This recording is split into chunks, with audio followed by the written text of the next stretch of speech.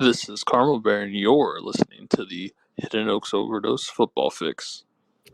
It is a sickly Saturday, October 21st, 2023, 8 a.m. sharp. I can actually already see, the sun's out, so that's good. We're not to the point where it's dark where we're making this podcast. But hello, everybody, and welcome to the Hidden Oaks Overdose Football Fix podcast, episode number 158. I am one of your lovely hosts, the Garlic Johnson. We are joined, as always, by our other lovely hostess, the Joshua Mitchell. Josh, grown at the folks. Hi, folks. We appreciate the people who chat along in the Discord. Segment start times are down in the description below. Thank you at Levi Oki Illustration on Instagram for all the beautiful art that people can see. Josh, how you doing? Swell. How are you, Gar? I'm doing all right. What do we think it is? Do we think it's the flu? Is it a cold? Is it the vid? What do we think we got in this seasonal sickness? Well, as the show knows, I microdosed COVID, so I can become a superior being. And I think I upped the dosage a little bit too much lately, so might be that. Didn't get your regular vax, bro? Come on, gotta get your flu shot. Gotta get your updated COVID vaccine. I've gotten the first 2 COVID vaccines, and I was like, you know what, that's enough for now. And then flu shots. I'm kind of an every decade kind of guy, so I figure they sit in the system for a while, and I got it back I got my last flu shot back in like 2017. Are you gonna make me go into the annals of the Jamie Medical Minute and play why it's important to get those shots, dude? Don't make me do it. I fucking will. That's fine. I mean, if she can convince me to get the flu shot, that's great. I figured, a lot of people say it's so when you get it's so you don't get the flu, or you don't get the flu as bad, and it's just like, well, if I die, I die. Again, the Kirk Cousins motto. I love it. But yeah, poor Josh is sick. You can hear him. I'm surprised he didn't call off the pod, though. Back in years past, you'd be like, nah, I'm sick, dude. I can't do it. So look at you being a trooper. Has anything changed? Or are you trying to avoid your kid responsibilities for half an hour?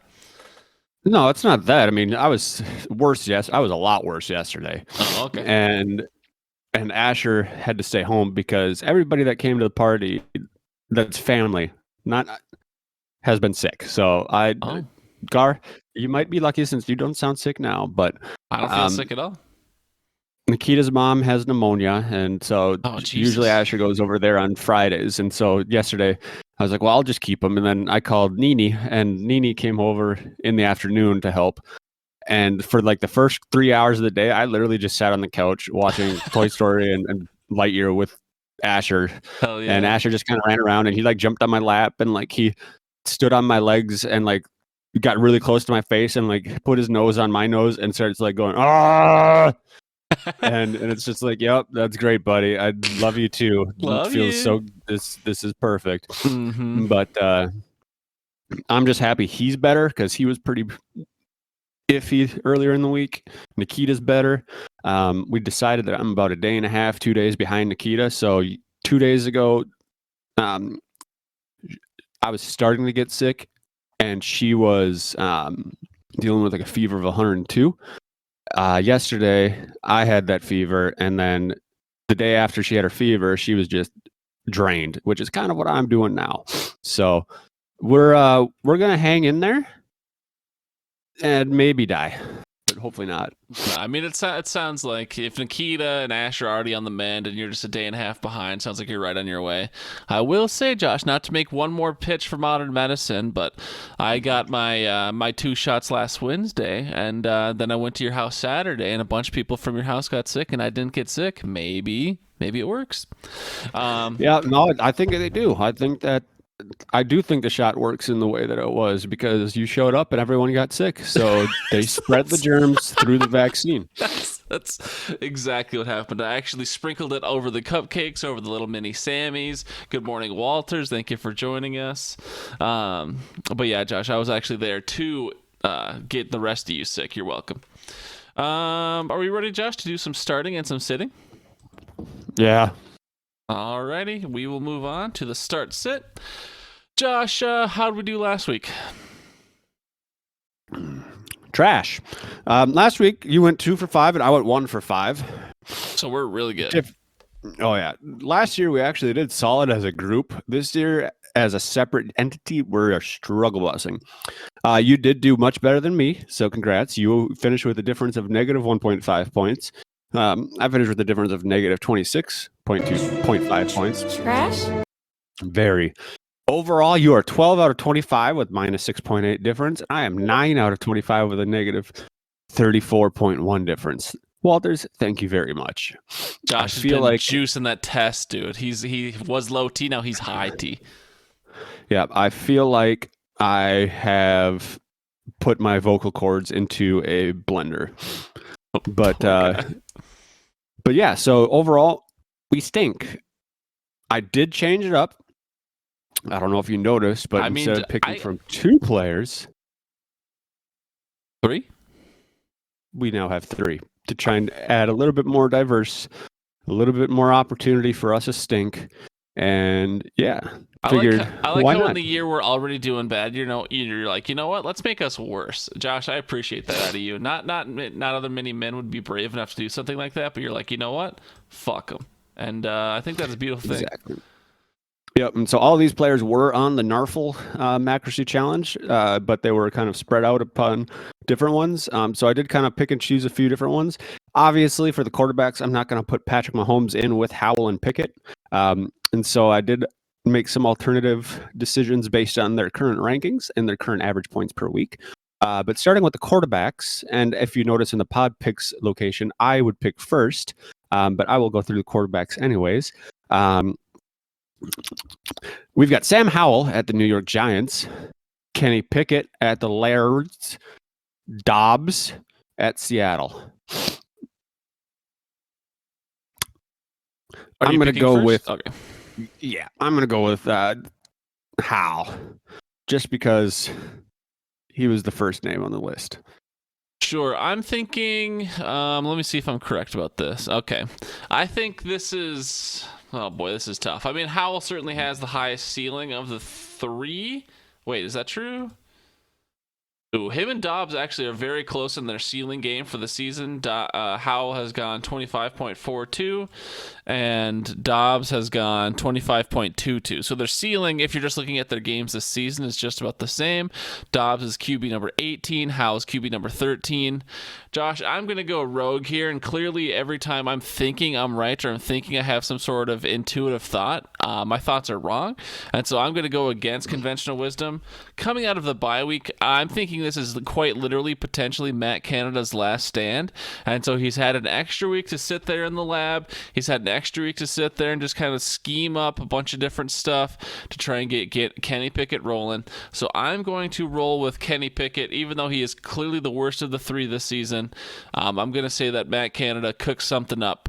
Maybe a little poutine, maybe a little, I don't know what other Canadian dishes are, really. Who gives a fuck? But I'm going to go with Kenny Pickett just because. Moving on, okay. Josh. Well, I can read the running backs again. I'll keep reading because it does help my voice a little bit, and I do think the fans love to hear me struggle. They do love that, I can tell you. But I will say that Matt Canada had an entire offseason to think of scheming things to fix or help Kenny Pickett out, and obviously that didn't work out as planned. But he is getting Deontay Johnson back, I believe, so that may help a little bit. Not the worst pick. I do hope that Pickett does throw for like 16,000 touchdowns because I do have him in the Butt Sweat League, and I think he's in my starting lineup. I tried to trade you for him, and you didn't even message me back, dude. Oh, I don't even know. Oh, it was a text message. That's right. Yeah, and you're just like, yeah, go fuck yourself, nerd. I was like, okay, Josh, jeez. Moving on to running backs, we've got DeAndre Swift, the Pokemon attack that never misses, versus Miami. President Ford at Indianapolis, and then Delvin's brother Cook at New England. Gar, who you taking? Well, Josh, DeAndre Swift obviously has been the best player of the three this year. He lit it up in week 2, and then he's kind of regressed a bit since then, both with Kenny Gainwell coming back and just playing Tampa Bay defense, which is a little bit more stringent, but he's been down. He hasn't had higher than 63% snap share since that peak of 75 in week 2 against us being the Vikings. But he's still been pretty solid. I mean, he has not had a single-digit week since week 2. DeAndre Swift looks solid. Jerome Ford last week had 10 points. 50% snap share. James Cook last week was only 7 points. I mean, this one, I feel like you have to go DeAndre Swift. The only real argument against DeAndre Swift here, I think, would be playing against Miami. The game script could argue it could be more of a shootout, less of a run and gun type situation. But with Kareem Hunt looking good and just having no faith in James Cook to be consistent, between Cook and Swift, it might be closer than people think, but I will take Swift. Not a bad pick because he is involved in the pass game quite a bit. And I do hope you're right that Swift is the highest scoring because I do have him in fantasy. I am going up against Nikita this week, who is dealing with injuries and bye week devastation. So I feel really bad for her. But I'm going to go with the guy you didn't mention. I'm going to go with Jerome Ford. I do feel like he is a solid play at Indy. Indy's got Gardner Minshew. And so we know he's accurate. He throws the ball around. They can score some points, but I do think that Ford has a little bit more opportunity to run the rock and put up points on the ground. He is involved in the pass game somewhat, and they do, that even split. There has been a bit of an even split between him and Kareem Hunt. So I do think that Jerome Ford is going to be my pick. All right, Josh, if that's who you want as your guy. Moving on, Josh, I will give your voice a rest just for half a second. We're going to go to the wide receiver position. These wide receivers definitely wouldn't have been high draft picks. But you know what? Sometimes in the bye weeks and the side weeks and the injuries, you got to play people like this. So starting out, we've got a New York Giant wide receiver, Mr. Wan'Dale Robinson, playing versus Washington. We have a former New York Giant, currently a Baltimore Raven, Mr. Odell Beckham Jr., playing versus Detroit. And then we have Chiefs wide receiver Sky Moore playing versus the Los Angeles Chargers in a division rivalry game, which I suppose Wan'Dale's playing in one of those as well. Josh, you're not happy starting any of these three. These guys, I mean, one of them's on the upswing. The other two have just not done much of anything this year, except for Sky Moore had one good week. Who do you like out of these three band of misfits? Well, Sky's out, Thigh's out, so he's out. Between Wan'Dale and Odell, the two former Giants, I'm going to go ahead and just sit them both because I think I'm just going to go with nobody in this pick. I think that they're all going to get negative. Bold strike, huh? No, I'm going to go with Wan'Dale Robinson. Last week he had, I believe, 8 targets, 8 catches. I do think that he is going to be involved in that game plan a little bit more now that they realize that Darren Waller stinks. And so Wan'Dale is going to be my pick. God, is it an alarm bell that I agree with you? Like, should I take that as a moment to reevaluate my thought process? But I do agree with you, Josh. I think Wan'Dale, but Odell, this is tough. All right, I got to make a good podcast. Yeah, we're gonna go with Wan'Dale. I'll just ride with you for all the same reasons you said, but I hate you also. I mean, there's no issue with us agreeing on things. It just means that we're given. I mean, Josh, with how bad we've been doing this year, specifically you, even though I only have 3 players more than you, yeah, there is a problem with we keep agreeing because we keep being bad. Moving on to tight ends, we've got the up-and-coming superstar for the last 2 weeks, Kyle Pitts at Tampa Bay. We've got Darren Waller versus Washington, or Dallas Goedert versus Miami. Goddard has been struggle busting, and he recently came on in the last couple weeks. Pitts has had a couple weeks solid production, and Waller's just kind of been, he's just had a couple, ups and downs throughout the season. Gar, who you taking? Well, actually, Josh, conveniently or inconveniently, at least in half-point PPR, these guys are all ranked right next to each other. So Dallas Goedert is tight end 10, Darren Waller's tight end 11, Kyle Pitts is tight end 12. If you want recency bias, Kyle Pitts has had the best 2 weeks recently. Like we said in the buy-sell segment on Tuesday, if you listen to our Tuesday show, he put up 12 points in each of them. Darren Waller had 12 points 2 weeks ago, but last week with Tyrod throwing him the rock, he only put up 6.8. And then Dallas Goedert had 21 or 22 points 2 weeks ago, but last week was back down to just 6.7. So Goedert really only has the one good week. And he is the reason he's fallen off is because Devontae Smith actually happens to be so good. And so he's probably the third or fourth target, maybe even behind Swift. Darren Waller gets a lot of targets. They're just really low-value targets. And then Kyle Pitts, I'm going to ride with Kyle Pitts. He's had 12 points the last 2 weeks. His target share has been up, even though his snap share has been down. So, it's interesting. But his yards per catch are much more efficient than the other two. And I'm going to ride with Kyle Pitts. I was going to go Pitts because in the daily drafts, I may have a bit of a problem because I've done 4 every week since the season started. Addicted. But I am actually not negative. I'm basically even. So it's not like, to me, it's just fun for the drafting piece. Sure. And so Kyle Pitts is the one that I had taken most often in kind of that last round tight end requirement. But I'm going to go with Dallas Goedert in this situation, with it being a shootout. And I believe that Devontae Smith is questionable. And so I'm going to go with Goddard just to keep the show spicy. And so we can both be wrong when Waller has a career day. There we go. That's the spirit, Josh. I love it. Love it. Moving on, Josh, to the flex position. Again, not a lot of guys you're excited about. You're certainly scraping the bottom of the barrel here, but we have MVS, Marquez Valdez-Scantling.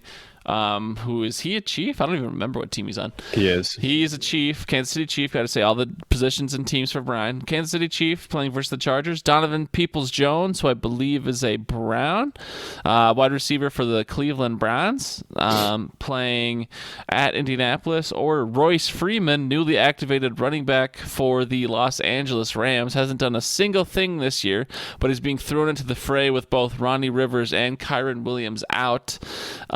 Zach Evans was their current starter, but Sean McVay this week is like, is Zach Evans or whatever his name is the guy? So Royce Freeman, who has a history with the Rams, I believe.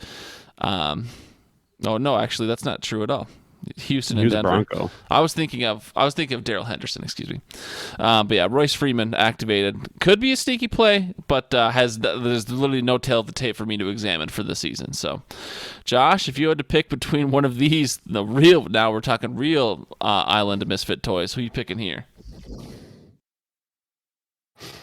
I'm going to go with Donovan Peoples-Jones at Indy. I feel like none of these players are going to win you a week, but if you're doing like a FanDuel and you're looking for something just absolutely dirt cheap to get past, to get the full lineup, and Donovan Peoples-Jones may have that opportunity to put up points. MVS is a long ball guy. They just got Mecole Hardman, who's familiar with that offense, so who knows if that's because they lack faith in MVS. I do believe he's had some big plays or some, big catches at this or throughout the season, but not enough to make me want to put him in my lineup. So I'm going to go with DPJ. All right, Josh. You're going with Donovan Peoples-Jones. I will go with... You know what? I'll just ride with Royce Freeman. MVS literally had 56% snap share, but 1 target and 0 catches last week. He's literally doing nothing on the field. Donovan Peoples-Jones had 80% snap share, 1 target, nothing last week. I'll rock with Royce Freeman. Why the fuck not? Just because it's an unknown.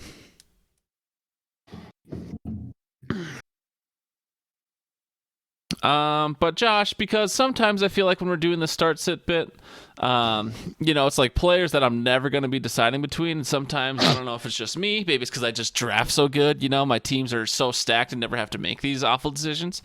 But I like to throw in a couple of bonus start-sits from my real situations from my real teams. And so, Josh, on multiple teams this week, I'm deciding between 2 quarterbacks that happen to be playing each other. I'm talking about Kirk Cousins of the Minnesota Vikings playing Monday night at home versus San Fran. Fran, or Brock Purdy, who's coming to town to play at U.S. Bank Stadium. Of course, the the San Francisco 49ers defense is known to be quite good, so that could be a reason to go away from San Fran. But also, Purdy struggled last week against Cleveland, but Minnesota's defense should be really bad, so who's to say if he probably won't struggle again. But Cousins is QB8, whereas Brock Purdy is QB11. Cousins has been much more consistent. He played well against Philly. He played well against KC, who are supposed to have better defenses. So, Josh, if you had to pick between Purdy or Cousins, where would you lean?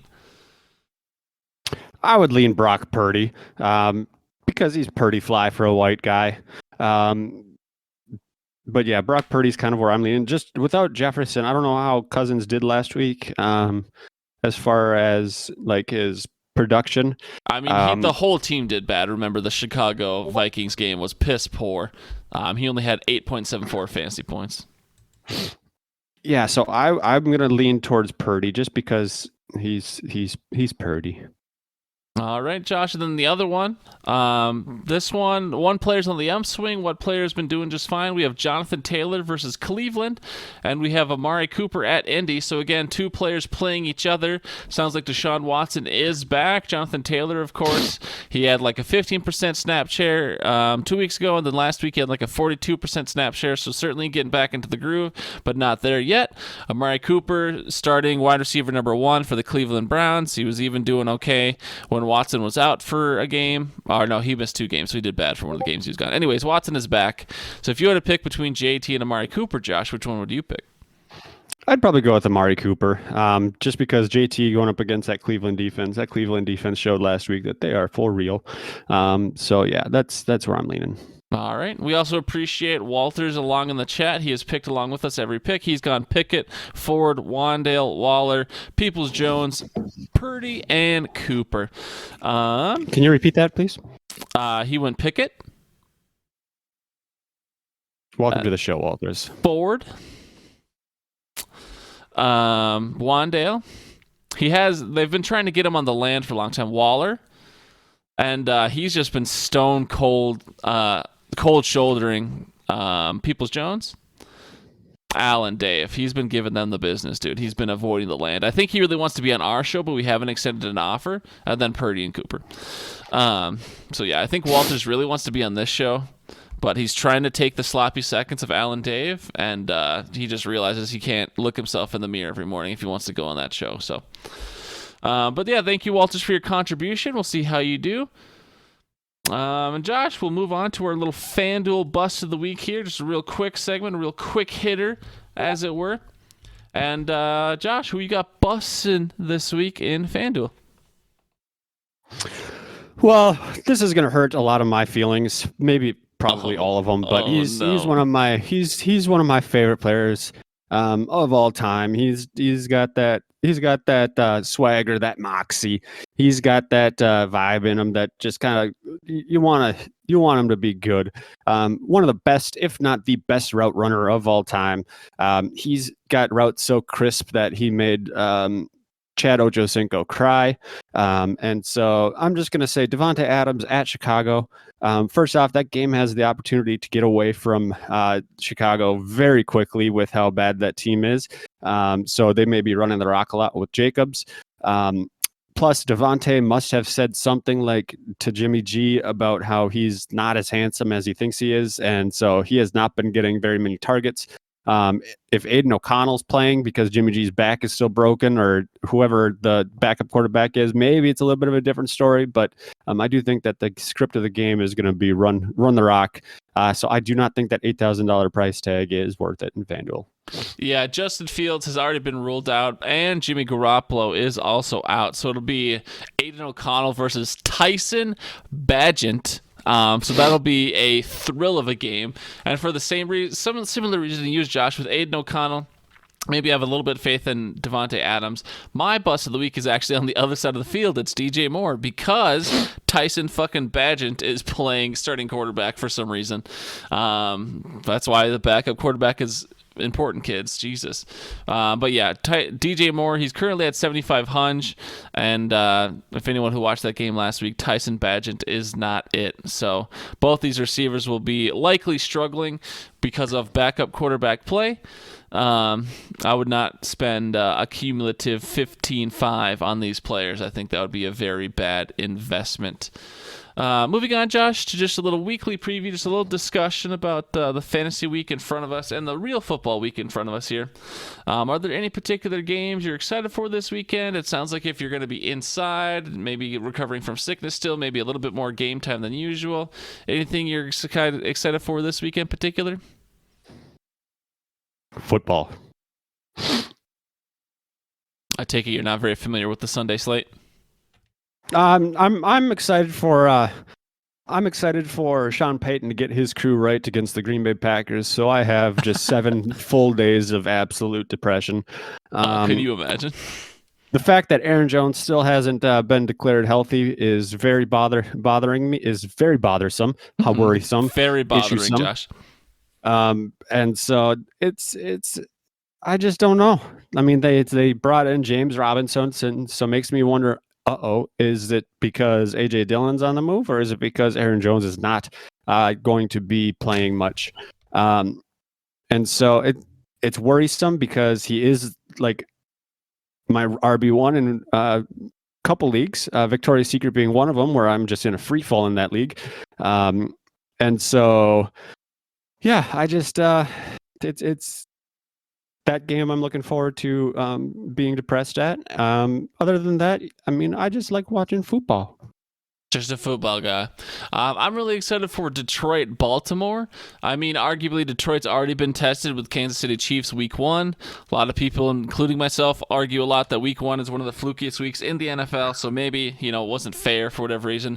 But Detroit playing Baltimore, it should be like, all right, which team is better? Is Detroit really here, or do they struggle against a team that's been good for years and years? So that should be a fun game to watch. The lose fest of Vegas-Chicago they talked about earlier, that should be an interesting scene as well.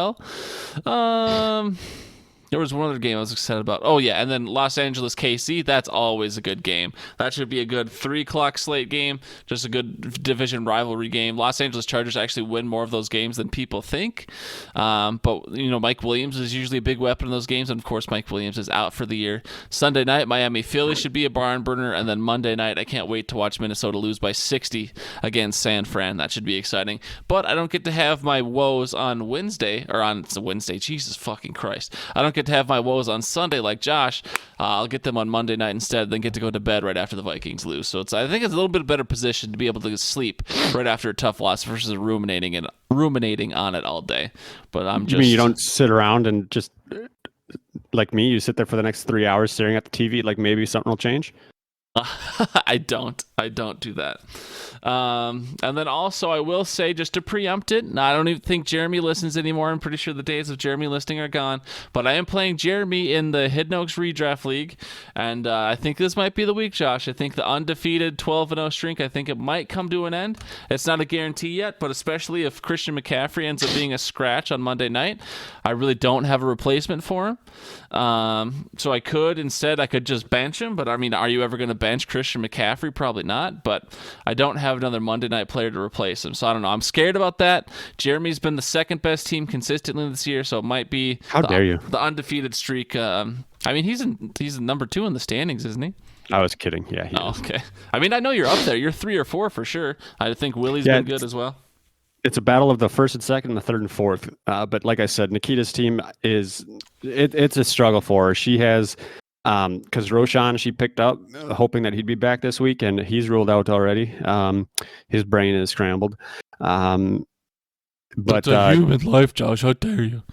CD Lamb and Pollard are on buys, and so 2 of her top picks are out. I believe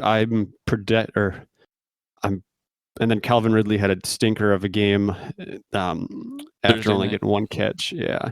And you just bought him on Tuesday, dude. Come on, Josh. You giving bad intel to sabotage your wife? No, but she already had him.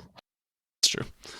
Yeah. So all that was to say, you know, going undefeated for the whole season was never going to happen. Eventually, the buys or injuries or whatever gonna catch up with you. So my toughest challenge this week is Jeremy with Kiddle Me This Batman. We'll see how things go. Bateman. Kiddle Me This Batman. What the fuck ever, dude. But yeah, just didn't want to preempt. I know I was a little bit cocky on Tuesday. Maybe that'll get thrown in my face this week. We'll see. But anyways, Josh, we can get the hell out of here. Is there anything else you want to say to the lovely people other than your Go Packers before we make our lovely departure and let the people have their sunny Saturday? Don't put silverware on toasters. Go Packers. Wow, that is great advice, Josh. Thank you so much, everybody. Thank you, Walters, for joining us and playing along. We will see you all Tuesday night at 7:30 p.m. Love you. Bye.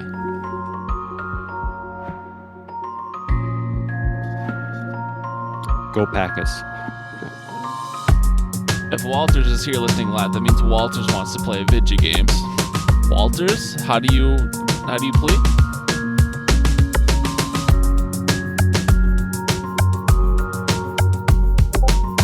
Guilty. Got him.